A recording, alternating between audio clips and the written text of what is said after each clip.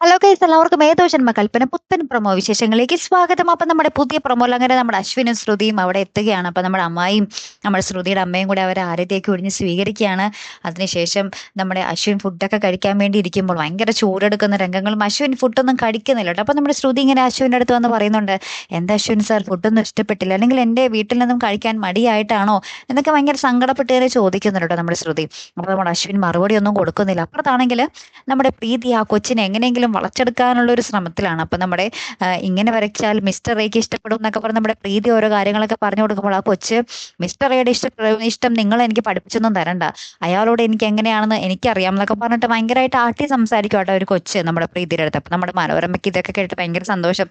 ആ, ഇവിടെ അർഹതയില്ലാതെ വന്നതല്ലേ, ആ കൊച്ചിനെ അറിയാം അർഹതയില്ലാതെ കയറി വന്നതാണ്, അതുകൊണ്ടാണ് അങ്ങനെ സംസാരിക്കുന്നതെന്നൊക്കെ പറഞ്ഞ് നമ്മുടെ മനോരമയും നമ്മുടെ പ്രീതിയെ കുറ്റപ്പെടുത്തുന്ന ഒരു നിമിഷങ്ങൾ തന്നെയാട്ടോ ആ ഒരു പ്രൊമോയിൽ നമുക്ക് കാണുവാൻ സാധിക്കുന്നത്. അപ്പൊ എന്തായാലും കാത്തിരുന്ന് തന്നെ കാണാം. അപ്പൊ അടുത്തൊരു വീഡിയോ വരുന്നത് വരയ്ക്കും ഗുഡ് ബൈ.